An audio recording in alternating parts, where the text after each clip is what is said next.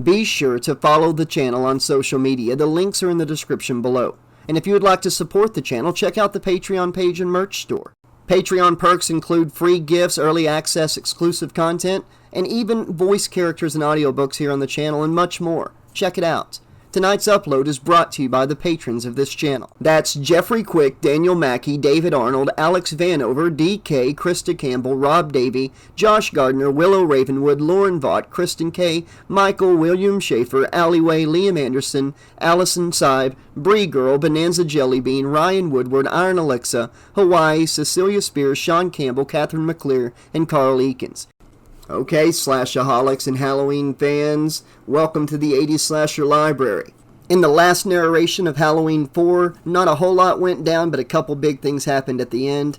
Sheriff Meeker left the house to go check out the people that gunned down an innocent bystander, Tom Hollister, in town.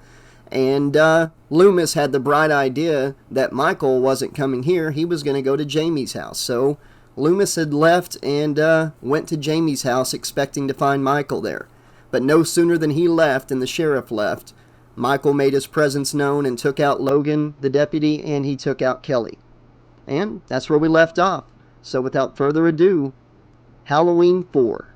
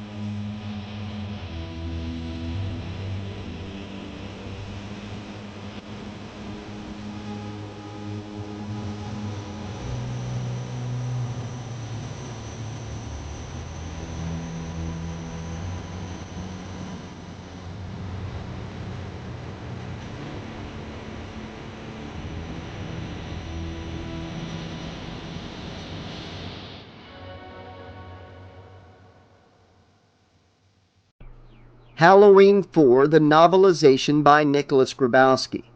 Chapter 27. The radio began to chatter in front of Rachel's languishing eyes. She suddenly became alert and her mind was filled with a sense of panic as she realized it was time to get on the ball. Okay, this is it. Don't worry about saying the right radio lingo. Just go for it, babe. From the black box before her, the voice was low and faint. Should have cars dispatched in 5 minutes. Their ETA should be 30 minutes from that time, over.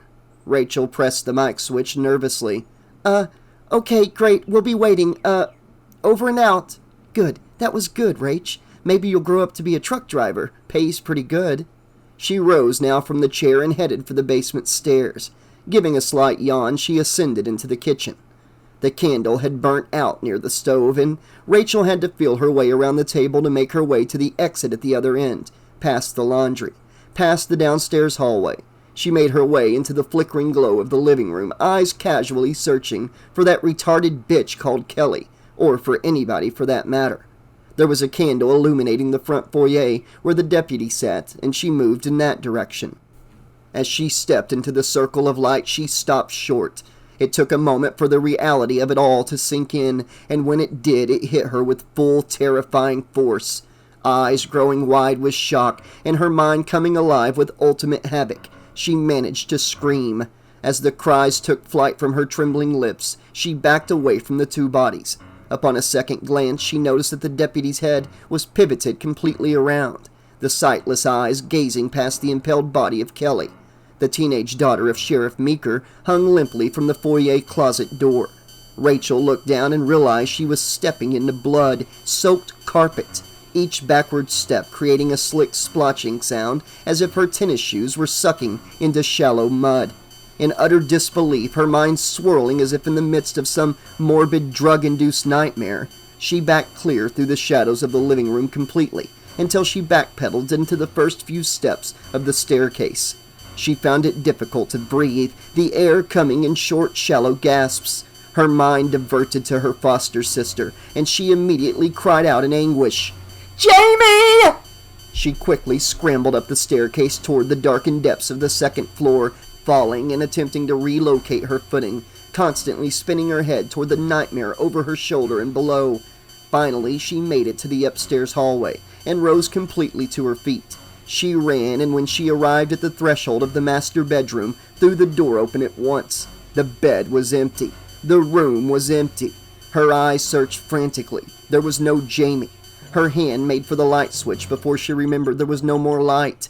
A thought came across her mind. There may never be light ever again. She stepped back in panic from the room's emptiness, turned and headed once again for the staircase, continuing to run. She descended into the candlelight of the downstairs living room.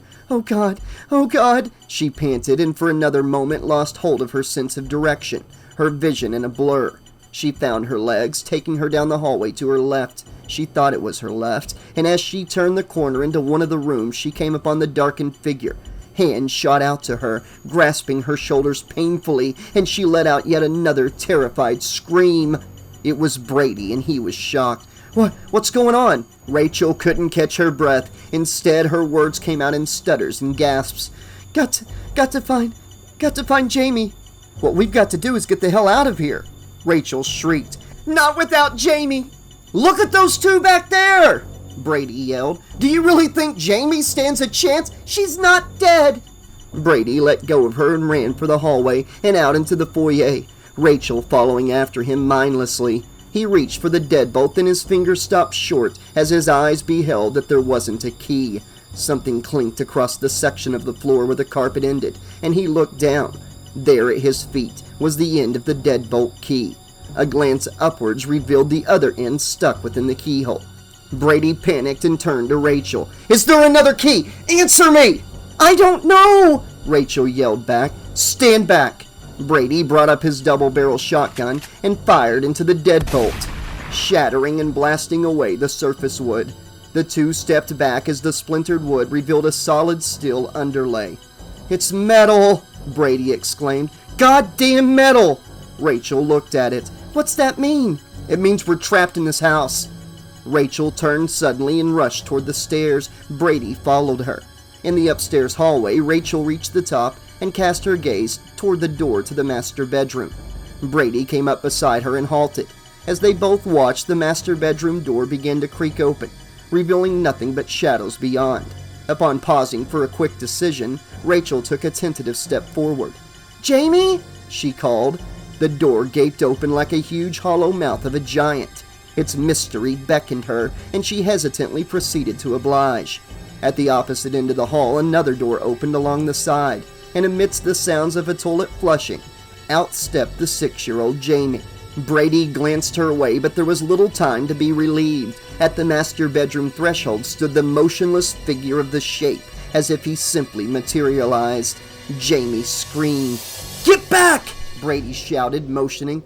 "Rachel, get back!" Rachel stumbled away as the towering Shape began to advance upon them. Brady stood there, his shotgun up, aimed and ready, and he pulled the trigger. Nothing but dead clicks. He forgot to reload. "Shit!" The Shape continued down the dark hallway rather quickly now, and Rachel scrambled over to her foster sister and grabbed her into her arms desperately. Just as desperately, Brady removed shells from his front jeans pocket and fumbled with them clumsily, hands shaking, until he finally broke down the shotgun. Turning, he managed one final glance at Jamie as the little girl shouted, "Up, Rachel, go up!" Rachel saw the attic stairs behind her and immediately began to climb them as fast as she could, her feet stumbling over empty space, her hands helping the little girl in front and above her. Just as Brady managed the shotgun ready, the Shape was upon it.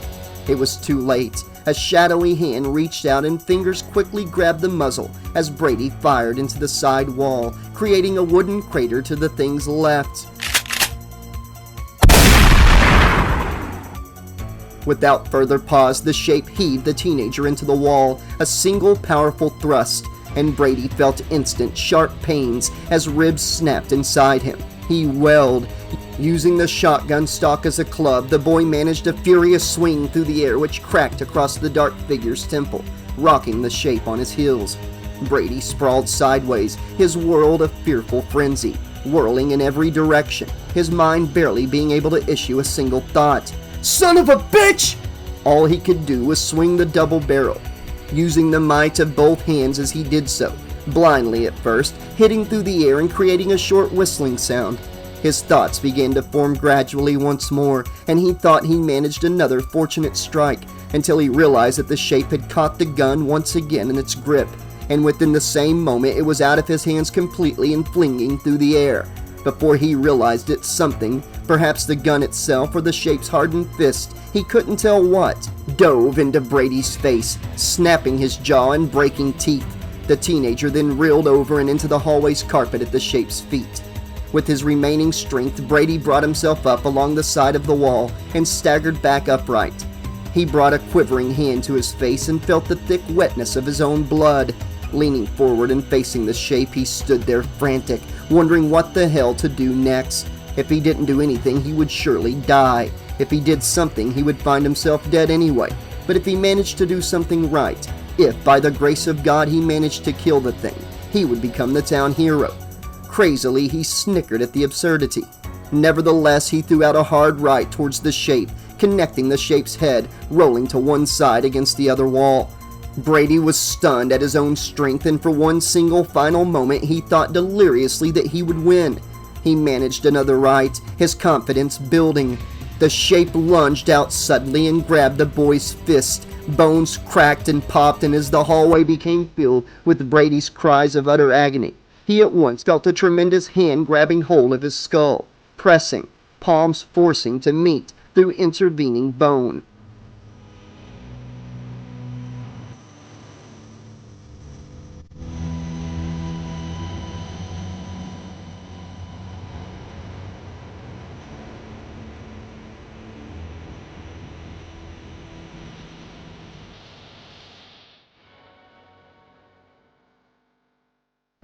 Inside the darkness of the attic, Rachel and Jamie were cowering within the far corner when they heard Brady's screams below. The screams stopped abruptly, punctuated by the wet crack of bone. The older girl had managed to close the attic door, and upon hearing the sudden silence below, she rushed back feverishly and proceeded to throw chairs and end tables, anything she could find, against the door. On the other side, the shape's hand grabbed the doorknob and forced the door open, foot by foot, until Rachel gave an urgent shriek and gave up, retreating back to the corner with her foster sister. Cowering again with Jamie, holding her close, she cried out to the figure, "Leave us alone! Please, leave us alone!" After an anguished moment, Rachel cast her gaze upon Brady's toolbox. Letting go of Jamie, she anxiously rushed for it. She grabbed it, her mind and body overlooking the weight of the thing, which normally for a girl her size could have been quite heavy, and she threw it against one of the windows. The box smashed through boisterously, shards of glass flying onto the attic floor. Outside there was a narrow lip on which to stand. Beyond that was a 2.5-story drop into the night. Carefully, Rachel leaned over and grabbed Jamie, pulling her up and onto her back. Desperately, the little girl held on, clenching. Behind them, the shape loomed up the attic stairs, his dark figure rising slowly like the shadow of death itself, methodically and soundlessly. Rachel called out to Jamie before they set out to flee. "Hang tight, Jamie!" As quickly and as carefully as she could, Rachel stepped out the attic window and balanced on the ledge. She straightened herself, mindful of the very narrow wooden lip, gazing warily at the steep upward slope just inches away. She leaned away from the window and pressed her body against the cold slate roofing tiles, the brisk wind coming down upon her from one side, bringing with it a bitter chill. Jamie weighed her down a bit, clinging to her back the way she was, gripping with her life. But Rachel forced herself to get used to it. She couldn't fail. To fail meant to die, and for Jamie to die along with her. And as soon as she acquired a reasonable foothold, she glanced around her and caught sight of the chimney and the aerial. As swiftly and as steadily as she could, she proceeded to attempt to climb toward it. When she was reasonably beyond the forefront of the broken window, she chanced to look back, and in doing so nearly lost her handhold. Startled, she saw the voluminous effigy of her pursuer as he emerged from the shattered attic window and stepped over onto the roof. With mechanical precision, he made his advance toward the two girls, climbing, gaining. Rachel continued climbing upwards and to the side, growing nearer and nearer towards the roof's peak. Jamie turned and gazed back down just as the shape reached a large, burly hand for Rachel's left ankle. Then she quickly turned back to Rachel. "Your left foot! Move your left foot!" As soon as the hand came down, Rachel moved it briskly, the hand clasping empty air. Finally, at last, the girls reached the roof's peak. Rachel set Jamie down momentarily as she glanced frantically around. There was nowhere to run. They were trapped, and there before them was their murderer. Halloween night had never been this cold. Perhaps it was merely the circumstance rather than the weather. Nevertheless, Rachel and Jamie were quite helpless there on the very top of Sheriff Meeker's roof, and Jamie's uncle was there directly before them, ready to kill. There was absolutely nothing for them to do, nowhere to turn, nothing to fight with. Rachel lowered herself and scooped up her foster sister once again into her arms and held her close. She could feel Jamie shaking from the chill of fear, and she realized that a great deal of the shaking came from her own self also. "Rachel?" Jamie called out. "Rachel, what are we going to do?" The shape slowly advanced, towering over them in shadow. Rachel tried to keep her foster sister calm, brushing her fingers gently through her hair nervously. "Try to go to sleep, sweetheart." Jamie laid her head on Rachel's shoulder and shut her eyes. It was then that Rachel looked out into the darkness and spotted something. A tree branch. It was over at the roof's far side, a bit more than a stretch away, but close enough for a slim chance of escape. Quickly, just as the dark figure moved upon them, mere steps away, Rachel hurried Jamie over to the branch and turned her over towards it. "Jamie," she told her, "I want you to grab that branch. Grab the branch and climb down the tree. I need you to hurry. I want you to hurry." Jamie reached out and strained, Rachel gripping her as close to the branch as she could. The shape was almost upon them. A few yards more, and Jamie's fingers brushed against leaves, just shy of solid wood. "I can't," the little girl cried out. "Try!" At last, Jamie found a firm hold on the branch and pulled away from Rachel. Scrambling to the tree trunk, she looked back, screaming, "Jump, Rachel! Jump, Rachel!" Just as the shape came upon her, she took to the air toward the tree. She managed somewhat of a hold, but it was the firm grip of the dark man behind her, yanking hard at her right ankle, which caused the fall. Breaking through a series of thin branches and leaves, she screamed until she thumped onto downward tiles of the lower roof and began to slide further. As she went, she reached out a hand and grabbed hold of the gutter. It held her weight for but a moment's time before it broke loose, sending the girl tumbling out of sight over the side. There Jamie was, face to face with the very thing that wanted her dead, the two staring upon each other from tree to rooftop, one staring in want and fascination, the other in fear and hatred. The little girl climbed down the tree as fast as her 6-year-old body allowed her to, her clown suit partially shredding and ripping against the bark and protruding branches. Halfway, she was forced to fight her way down amongst several branch groupings. Finally, she broke free and tumbled downward to the grass lawn below. Springing to her feet, she ran around to the front of the house where Rachel's body disappeared. There she was, Rachel lying quietly and motionless, half in and half out of the hedges. Jamie rushed over to her. "Come alive, Rachel!" Kneeling, she wept and placed her foster sister's tilted head into her arms. She noticed a little dribble of dark blood running down the side of Rachel's head and neck. She sat there, rocking the teenager, trying failingly to bring her to her feet. "Oh, please don't be dead, Rachel, please! Please don't be dead! Come alive, Rachel, come alive! Oh, please, come alive, come alive!" But her friend and sister remained unmoving like a torn rag doll, eyes closed and mouth silent. Jamie continued to sit there with her, sobbing. Her despair over Rachel was overcome by the fearful notion that Uncle Michael could appear right behind her at any instant and catch her. Her eyes left Rachel at the impulse to turn, and she spun around to face the rest of the yard. The yard was empty but for the twisted moonlit web of shadow the tree cast, stretching into the blackness of the hedges and trellises of climbing roses. A section of the shadows began to move. What stepped out from the yard's black void wasn't Uncle Michael. Jamie remained still as the figure further advanced into view.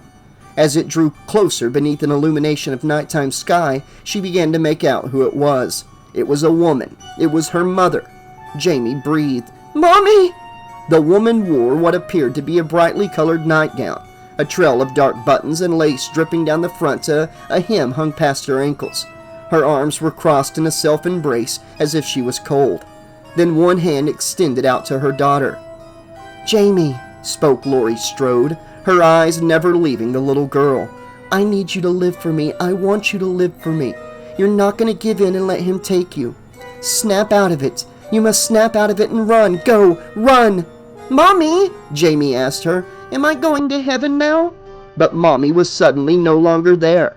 The spell of the vision was broken, replaced by the tangible reality of the masked shape of her uncle looming over her. Jamie immediately scrambled to her feet, leaving Rachel's body behind. She dashed across the lawn, nearly slipping on a streak of wetness, then reached the sidewalk and street. The silent stalker continued in pursuit. Down the street, at the center of the intersection, Jamie faltered minutely, considering a direction. Frantically, she chose one and continued to run amidst the street's all-consuming darkness. Darting furiously, she kept her gaze before her this time, fearing that if she looked back she would see her nightmare man reaching out just inches from her back. In reality, the shadowy shape was in the distance, walking, seemingly taking its time, as if in all confidence at winning its prey. As she ran, she cried out, hoping someone in the town would oblige her, praying someone would be able to hide her and save her. "Help! Somebody help me!"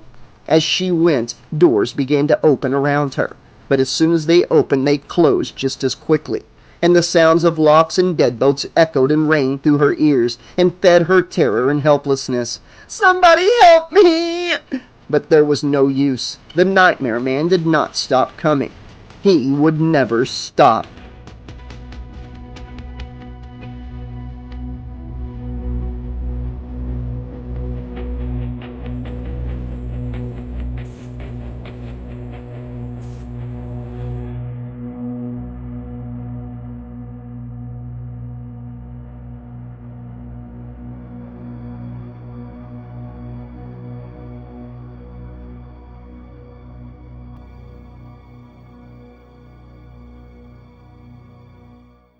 Chapter 28. Jamie rounded the black street corner, silence encompassing her with the exception of her exhausted gasp for breath. She stopped momentarily, resting at the sidewalk, leaning against the shadowy outline of a birch tree. She cast her gaze behind her, expecting her pursuer to be close at hand. As she looked, she saw no one. There was only the wind and the night. More concerned than ever, she shot glances all around her, expecting to see the shape elsewhere, in an unexpected spot, stalking her from somewhere, ready to attack his victim. All was still silent. As much as she could see through the night, the little girl saw nothing of the thing that chased her down the streets. She realized that she would much rather see him, knowing where he was, than suddenly stumble directly into his grip. She even glanced up into the thickness of the birch tree. Nothing anywhere. But she hadn't contemplated that her stalker might possibly be around the bulk of the tree, and when she backed blindly into the figure, she screamed. It was him! No, wait! The figure was much shorter. It knelt down, and Jamie found herself face to face with the wearisome and concerned Dr. Loomis. "What are you doing out here alone?" he demanded. At first, Jamie didn't know what exactly to say. Her mind was a whirlwind, but then the words did come, and she spoke them out. "Everybody's dead." Then softly, "I just want to go home." "No," Loomis said. "I've just come from there. That's the first place he'll look for you."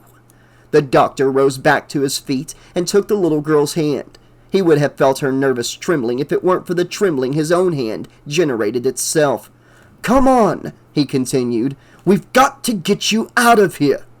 As fast as her legs could carry her, Loomis ran with the girl down the avenue, and within a few moments, unexpectedly, the power returned to the town.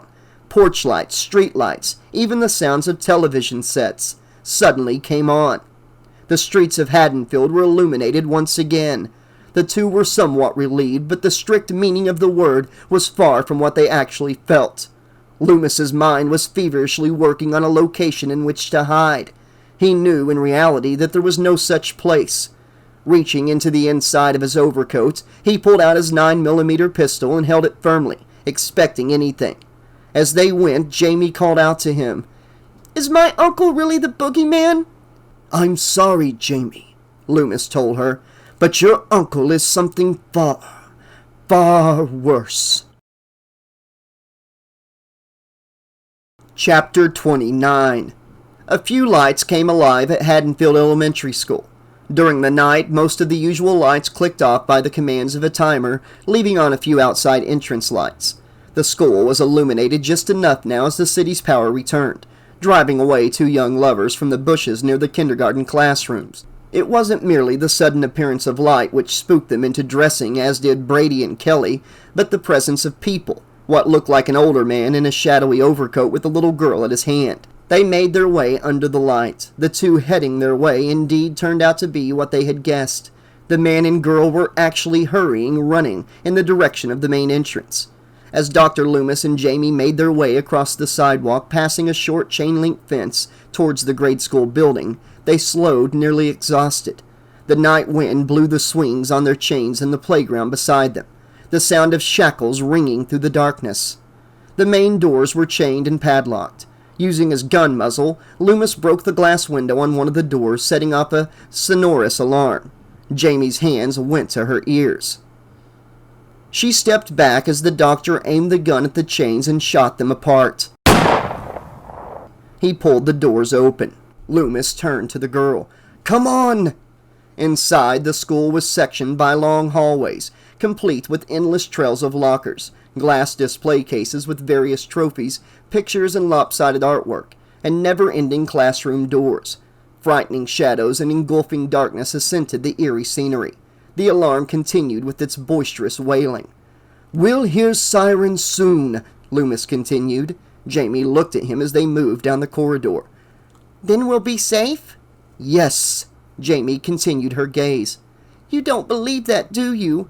Loomis was silent for a moment, and then, "You're very intuitive." "I saw Mommy tonight." "What?" Loomis said. "That's not possible." "I think I was dreaming, but I was awake." "You were going into shock, honey. No one should go through what you are tonight, most of all a girl your age. You were seeing what you wanted to see." Together they passed main offices, a conference room, a janitor's closet. The hallway's shadowed corner was only a few feet away. Suddenly, the shape of Michael Myers stepped out before them and lunged toward Loomis, grabbing him, hurling him through a nearby office glass door. The deafening sound of shattering safety glass thundered above the wells of the grade school's alarm, raping the silent hallways. Panicked, Jamie turned and fled, shrieking, running down the hallway for escape. And at that dark figure's feet, Dr. Loomis settled into bloody unconsciousness. There seemed to be no escape for the little girl. Her mind raced through her consciousness, telling her that this task of being chased, being stalked relentlessly was her destiny, a living nightmare that would never end.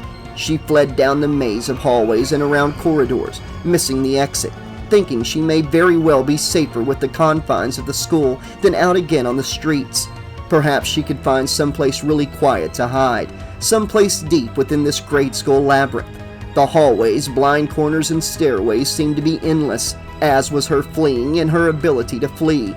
As she ran, the casual irrationality of her racing mind, that part of a person that steps out of the scene and watches as a sort of unbiased audience, applauded her performance at being able to endure the tremendous exhaustion which threatened to slow her down.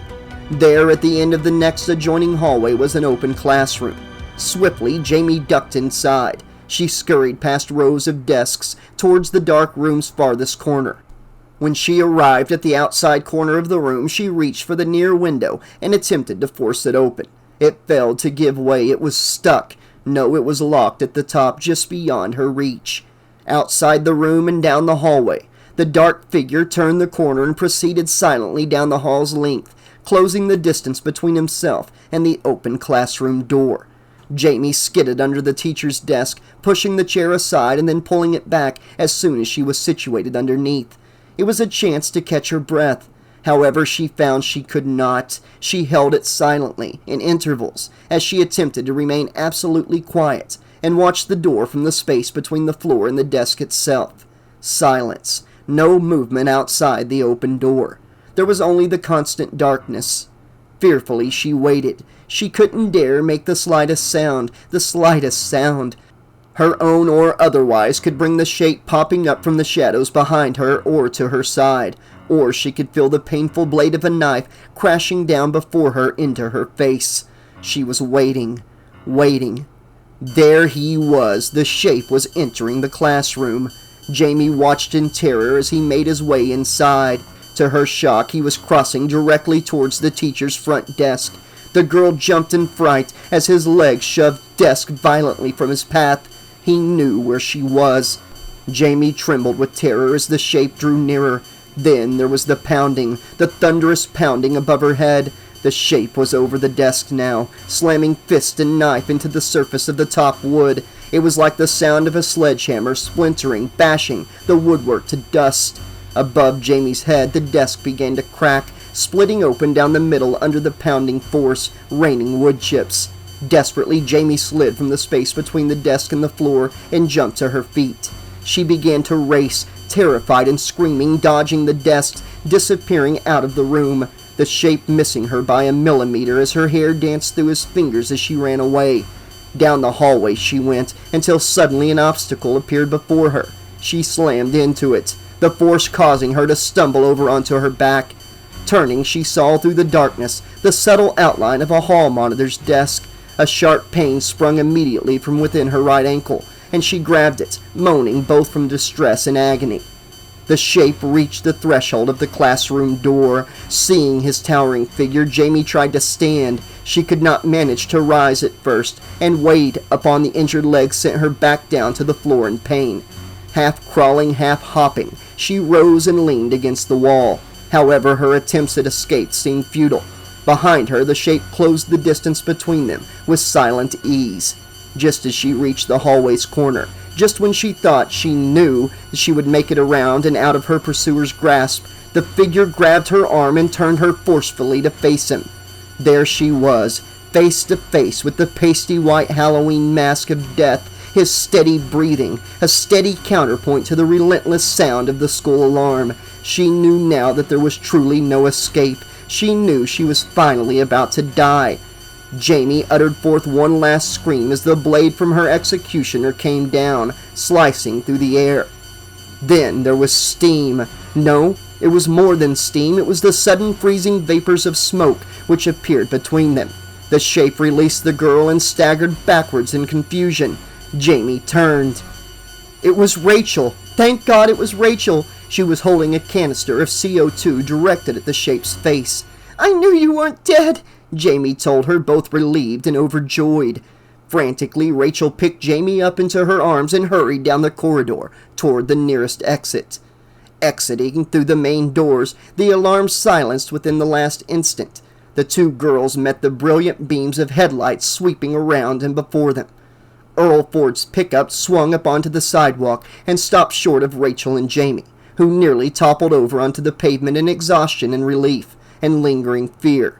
Earl came up out of the driver's side, and at once the others jumped out from the rear bed, all men with rifles and shotguns ready to protect the good and blow away the bad. "What's going on?" Earl called out to the girls. "We heard the alarm." Rachel looked up at all of them, almost not believing her eyes. That out there before her, there actually was help. She was near tears. He's inside! He's inside!" Orrin was taken. "Jesus, where?" "In the school," Rachel directed. "All right," Earl spoke out, determined, moving forward. "Let's get this bastard." "No!" Everyone halted at once. "No!" Jamie repeated herself. All eyes went to her, and immediately there was silence. "He'll kill you too." There was a certain matter-of-factness within the little girl's voice which stunned the men and cut through the air like a razor. Rachel gazed at the men in agreement, slowly nodding. The two were trembling, but their eyes were stern and serious, warning. "We have to get out of Haddonfield," Rachel told them. "The state police are on their way. Let them handle it." A moment of silence passed between the girls and the men. Then the thinnest of the bunch, Unger, spoke up first. "I don't know about you, Earl, but that makes sense to me. Let's get the hell out." Al said, "You saw the police station. Let the troopers have them. That's what they get paid for." Earl stared at the grade school's dark expanse.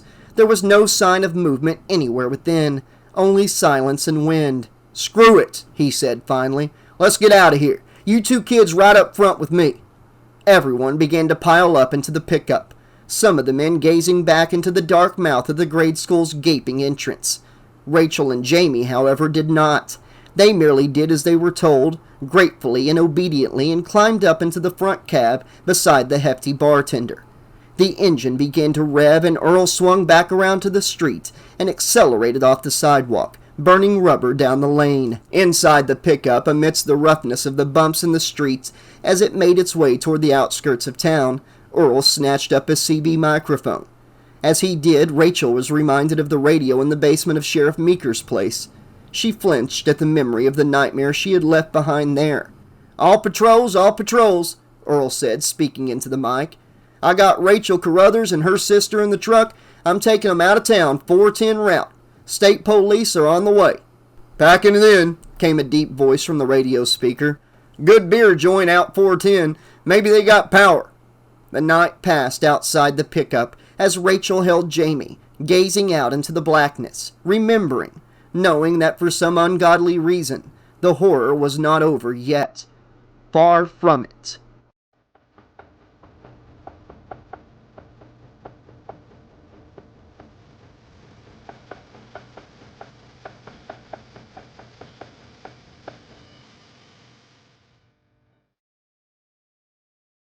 Chapter 30. Now leaving Haddonfield, come again soon, the road sign read. Earl's pickup was now on the town's outskirts en route 410. Rachel held Jamie tightly in her arms, rocking her softly, letting her know that they were finally safe from the nightmare. As she thought to herself, Rachel realized how lucky they were, coming face to face with death as they did and escaping with their lives. She did little worrying as to what effect this sort of thing would have on Jamie for the remainder of her life. The little girl seemed to be, surprisingly enough, taking the whole matter like a real trooper. As for her own self, well, she'd rather not give it any thought. Try not to think about how traumatic this all was, she told herself. Right now, let's just think about good things, nice things, and not about what just happened. Okay, Rach? And speaking of real troopers, ahead, a convoy of headlights rushed toward the pickup from out of the darkness, on the other lane in the road. Sirens grew in volume as the state police cars began to approach and race past on their way to the town, which held the nightmare. "There's the cavalry," Earl declared, and at once he honked the pickup's horn to get their attention. At the same time, the men in the back bed began to wave their arms and shout, and Orrin took his shotgun and fired 2 shots into the air. At the same time that Earl's pickup came to a halt at the side of the road, one of the trailing state police vehicles did the same, turning. As soon as the 2 vehicles met, Earl proceeded to roll his window down and push his head out, calling to the trooper in the passenger side of the other car. "Hey, you coming out of Haddonfield?" the trooper yelled. "Yeah," Earl told him. "Myers is in the elementary school. We're taking these kids to safety. There's a highway patrol station 4 miles down the highway. You'll see turnoff signs. We've got officers on duty. They'll take care of you." "Thank you." Earl rolled up the window as the state police car began to screech away to catch up with the convoy. In turn, Earl put his pickup in gear and accelerated down the dark highway. As the vehicle moved further down the highway, it passed through wispy patches of fog. Soon the vapors became curtains, which the pickup sliced through as it continued onward towards its destination, visibility dropping.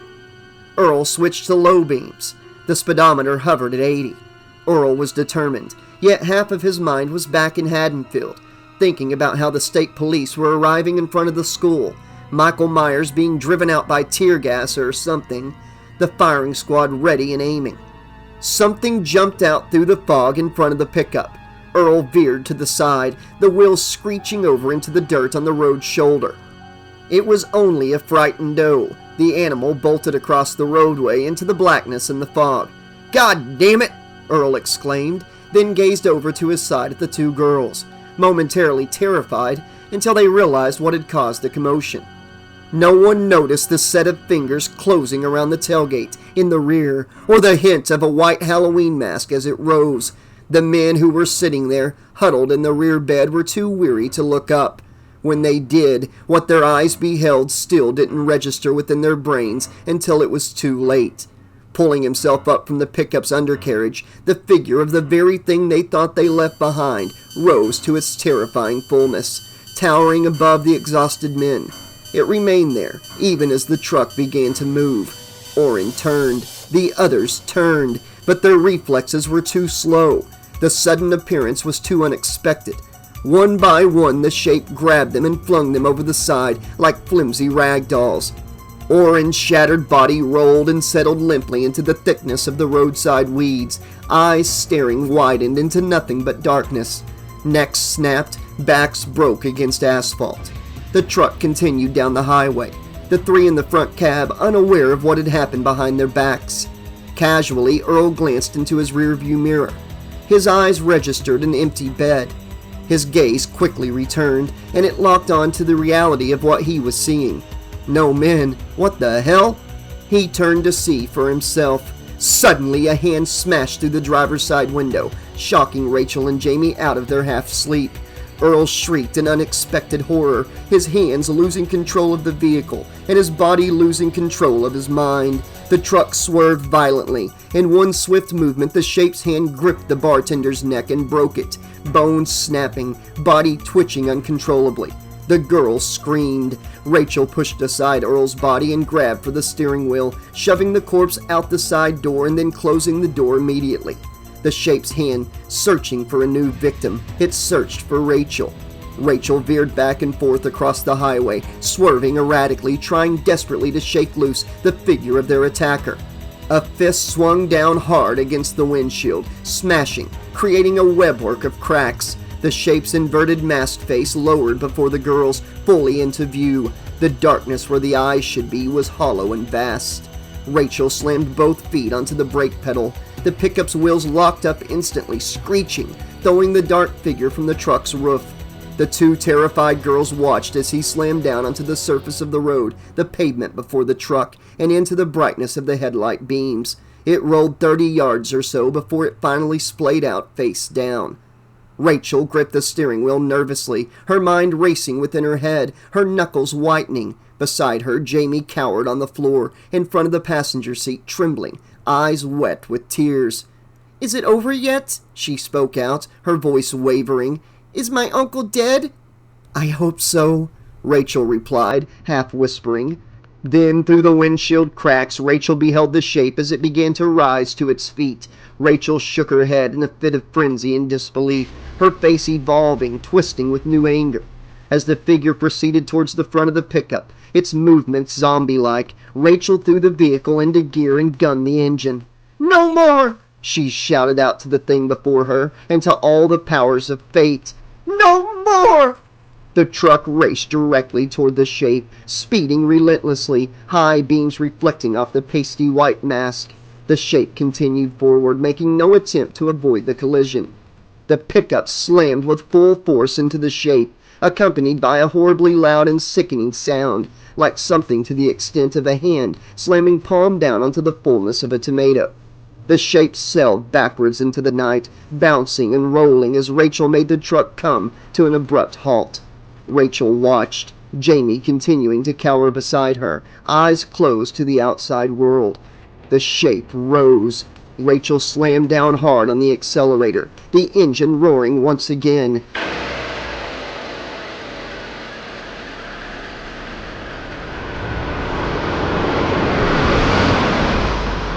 The pickup's rear wheels screamed on a cloud of blue smoke. Suddenly, the entire vehicle fishtailed, swerving, the rear end spinning forwards as the truck became a projectile, slamming into the shape once again thunderously. The shape was sent flying backwards over the road shoulder onto a narrow dirt road, into the darkness and the fog. The pickup raced after it, plummeting off a small, narrow embankment and onto the dirt road. The truck's high beams found the shape once again, coming to his feet. Rachel did not slow, but rather continued, slamming the truck hard into the shape's bulk, his body crashing violently with the truck's grill.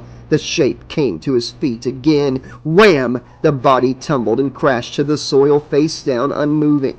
Rachel panted like an animal, eyes wide, unblinking, expecting more. It was her will versus his, neither relenting until the very end when finally one must give up to fate.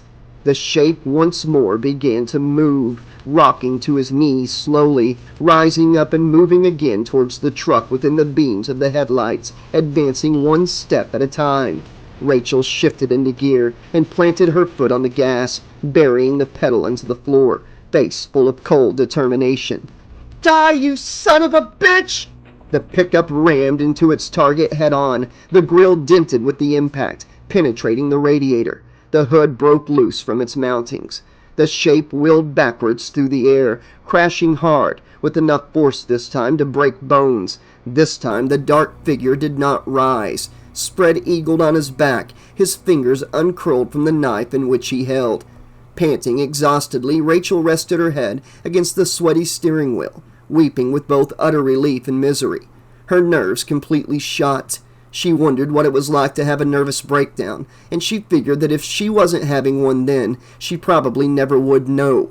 Jamie slowly got up from under the glove compartment. Sitting up, she stared out the shattered windshield onto the motionless configuration of her nightmare man. The shape rested beyond the truck under a cloud of settling dust, the pickup's headlights just within his range. No sign of life, nothing but silence.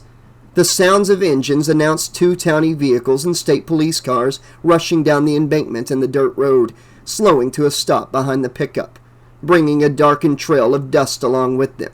Loomis climbed out of the lead patrol car, Sheriff Meeker along with him.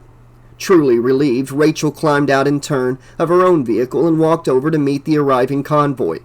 At the same time, at first unnoticed by the others, Jamie climbed out and proceeded to walk towards the unmoving bulk of the shape. When she arrived, she slowly and reservedly knelt beside him. She saw that the body lay just shy of an abandoned well shaft, which seemed to have been long since boarded over. She leaned over quietly, reaching for her uncle's bloody right hand, the hand which once held the knife, the hand which had viciously slain many victims. She held it with all the reserved quietude of a priest. Then, very silently, she whispered something out to his stillness. "I forgive you, Uncle Michael." The milling crowd suddenly noticed where she was, heads turned in urgent dismay. Rachel's face filled with panic. "Jamie! Get away from him!" There were other shouts from Loomis, from Meeker, from others, telling her, warning her to stay back or to not touch him, to get away. But it was too late. Jamie turned just in time to see the shape rising once again to his feet, Rachel screaming in the distance. Suddenly, Meeker yelled to the little girl, "Jamie, drop!" At once, Jamie obeyed, dropping onto her belly. Meeker, the state police, the townies all opened fire upon the thing.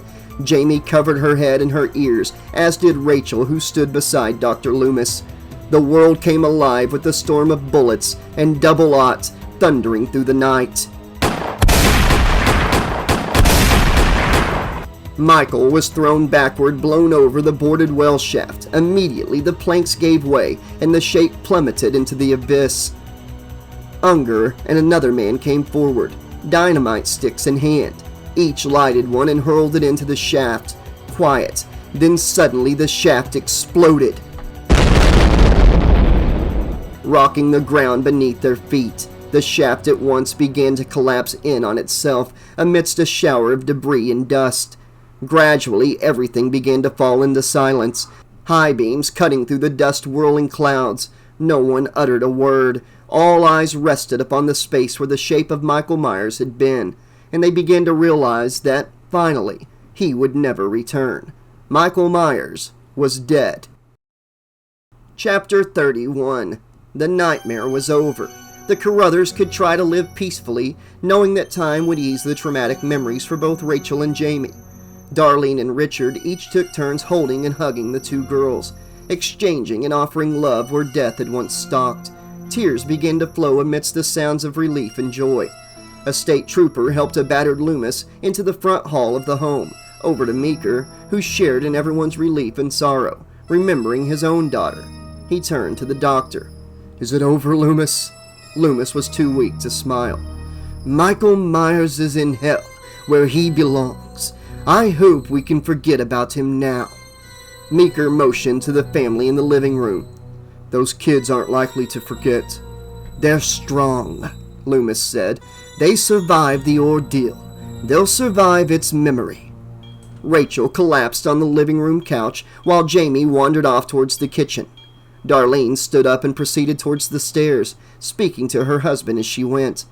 "I'm going to run a bath for little Jamie. Talk to Rachel." Richard got up and went over to his wife. They embraced. He watched her as she ascended the stairs. Richard turned and moved to where Rachel sat. Taking his daughter's hand, he sat beside her. They held each other, and Rachel suddenly began to weep. Upstairs, Darlene began to run the water in the bathtub. She gathered fresh soap and towels, humming something that sounded like "I'm forever blowing bubbles." A mask was raised. Feet climbed the stairs to the second floor. The figure eased its way down the hall to where Darlene was, her back turned towards the door. A small pair of hands clutched scissors from the vanity. Darlene turned to her daughter, offering her a warm maternal smile. Her high-pitched screams echoed throughout the upstairs room, finding their way downstairs to the startled souls in the living room and the front hallway. Desperately, feet raced up the stairs. At the end of the hallway, at the bathroom's threshold, all eyes beheld little Jamie, her hand clutching the pair of scissors, her body and hands stained with fresh blood. And there, inside the bathroom, was the blood-drenched body of Darlene Carruthers, quivering until she finally dropped into a silent, horror-stricken gaze into nothingness, forever staring, as was the little girl, little Jamie, her eyes soulless, just like her uncle, just like the evil, the pure evil. Loomis stared in horror. Mindlessly, his hand reached for the pistol within his coat. Meeker and the troopers clutched at him, trying to stop him. The doctor's screams echoed into the night, outside into the streets of Haddonfield, for in Haddonfield, the horror never dies. No! No! No!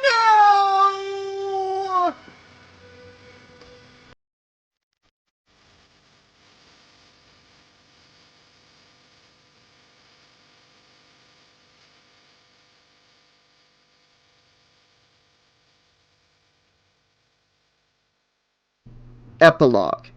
Author's note. This is the original epilogue omitted from previous versions because I felt the story was better served without it. I included it here as a fan extra. I forgive you, Uncle Michael. Jamie Carruthers should have remained upon the passenger seat of the old pickup truck. She very easily could have. Traumatized as she was from the climactic horrors this Halloween night had put her through, from all the senseless, terrible death, she could have remained frozen where she sat, surrendered herself to the paralysis grimly beckoning from every corner of her 6-year-old mind. Yet a greater force beckoned, overwhelming the temptation to give in to absolute shock. It was a force outside herself, yet tugging and pulling from everywhere within. Uncle Michael had to be dead. Her foster sister Rachel had seen to that when she ran him over with the truck several times just now.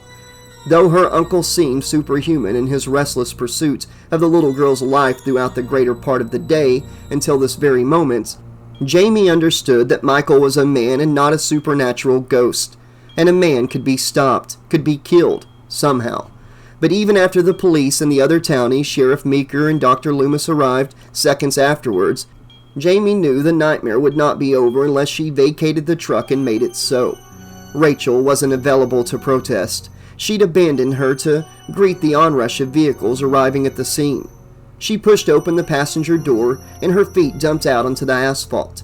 Before she even realized she'd taken her first step forward, the pickup's front headlights were already several paces to her rear, and her feet brought her to the ravine where her uncle lay. Uncle Michael, the Nightmare Man, the very embodiment of unstoppable evil now vanquished by a repetitive collision by a beat-up old Ford. He lay there, bloodied and motionless, ragged and sprawled upon his back against tall grass and shards of weathered wood trailing from a darkened obstruction only a few yards ahead. She knew what the obstruction was, with what she'd heard about and seen of the old mine shafts in the outskirts of town. from the frightening tales whispered by Rachel's friends of the wicked hermit of the Haddonfield mines and nonsense like that. The culmination of everything frightening about the small Illinois town of Haddonfield was right before her now, and without even contemplating, Jamie knelt down and took it by the hand. "I forgive you, Uncle Michael." His hand was oversized against hers, hardened with calluses and laden with scars of twisted flesh, just the way Frankenstein's monster had been when the doctor reached for it as it moved for the first time, while he shouted, "It's alive!" She did not linger long. She returned her uncle's lifeless hand to his side upon the wet grass. She lifted herself up, turned to head back to the truck.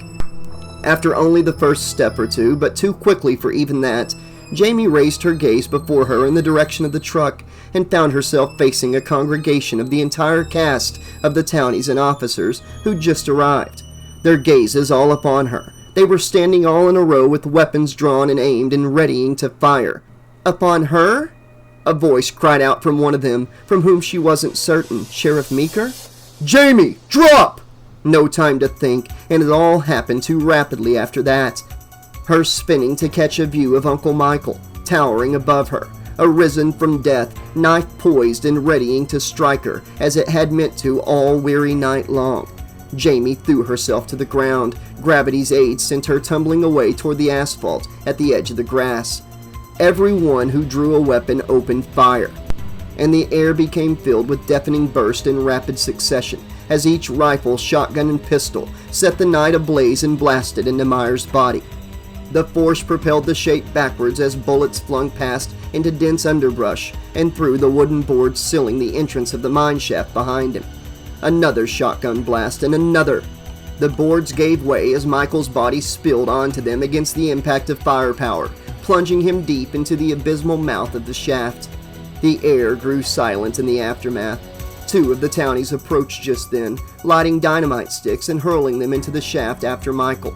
More blasts, cataclysmic, disturbing, resounding into memory. She recalled one lingering thought before she collapsed backwards into her own horrible abyss, finally surrendering to her body's desire to lapse into shock. One thought, one damnable, awful, unspeakable thought. Michael lives. Somehow he'll always live, even if he didn't survive the assault of gunfire and the fall. Michael lives. He lives because now he lives in me.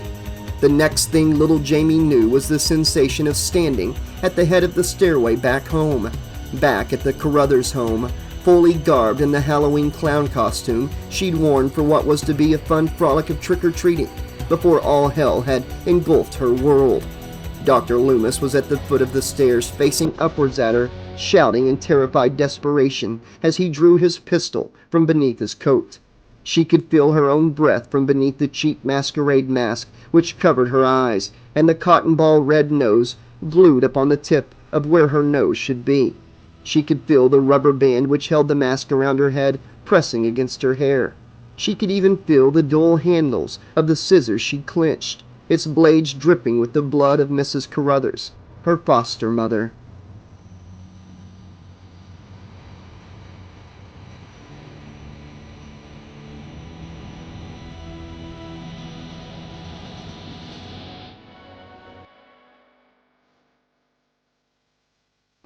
The end. Okay, Slashaholics, this has been Halloween 4, the Ultimate Edition by Nicholas Grabowski.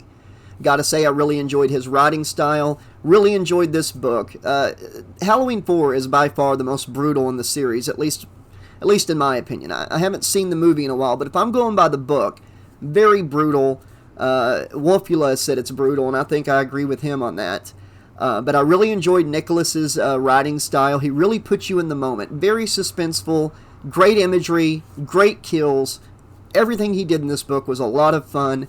And, you know, the stakes are so high in this. It's a 6-year-old girl, and he really makes you feel that terror that she's feeling.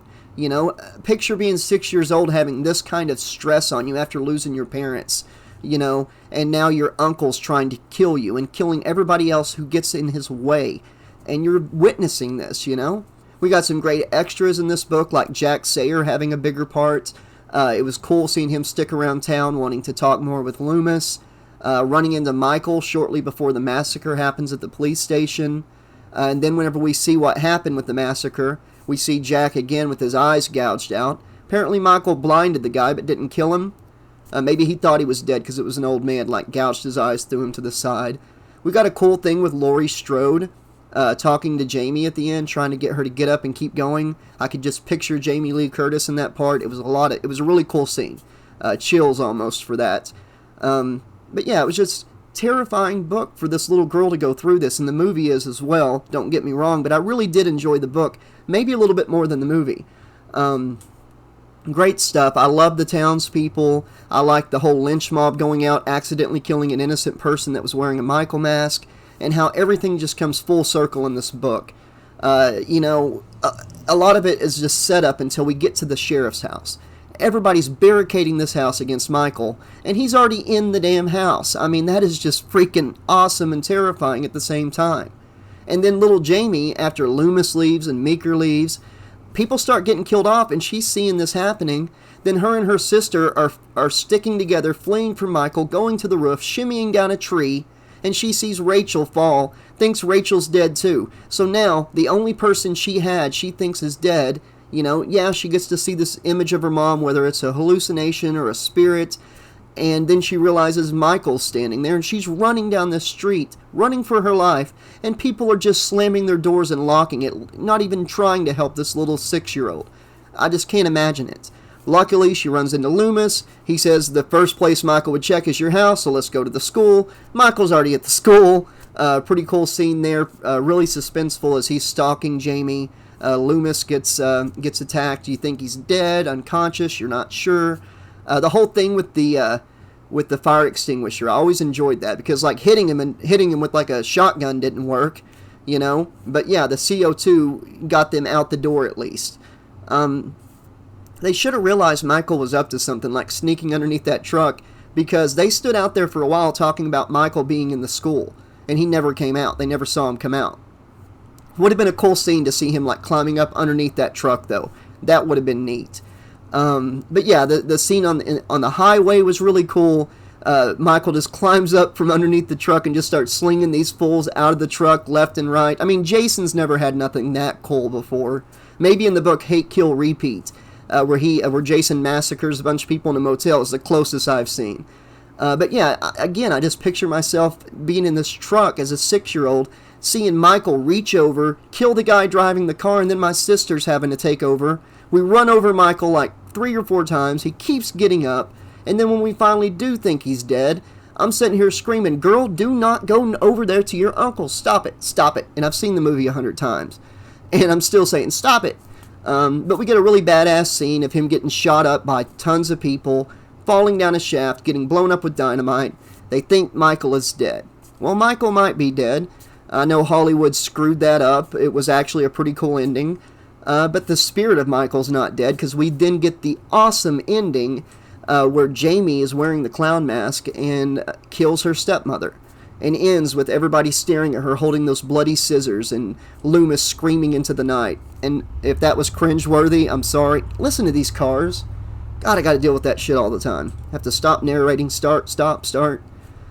But yeah, I love the ending. Loomis screaming, "No, no, no." Did my best on that, so I'm sorry if it was bad. And then we get the bonus epilogue by the author, which was cool to see that whole scene play out from her perspective, and the spirit taking over her not remembering from the time that Michael died to the time after she killed her stepmother, or her foster mother. That was pretty cool. So the spirit of Michael survived.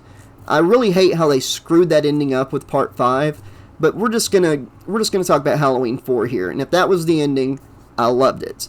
I know that's not how the story ends for real, but I really did enjoy this book. Thank you, Nicholas Grabowski. Great job. I'm so honored to be able to read this book here on the channel and share it with people and help preserve this awesome work. Yeah. There's also a short story at the end of this book written by the author, Nicholas Grabowski, called The Falling. It's not a Michael Myers story, so I'm not including it here on the unabridged version or the last upload of the playlist version. But if there's enough interest, I will narrate it and put it on the channel. So if you guys want to hear, it's kind of like a possession slasher type story. It's very well written, very fun. If you're interested in hearing that, let me know in the comments section, guys, and I will narrate it. It'll be like a one-off upload. Yeah, I don't know what else to say, guys. Thank you so much for requesting this book so much. I wanted this to be the milestone 50th book. That's why I waited a while to do it.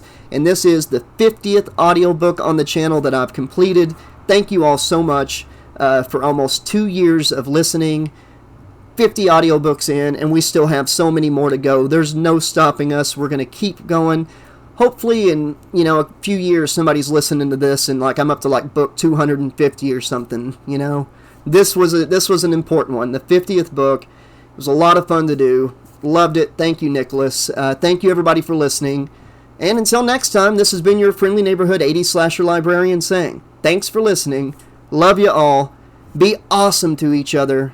And I'll see you soon.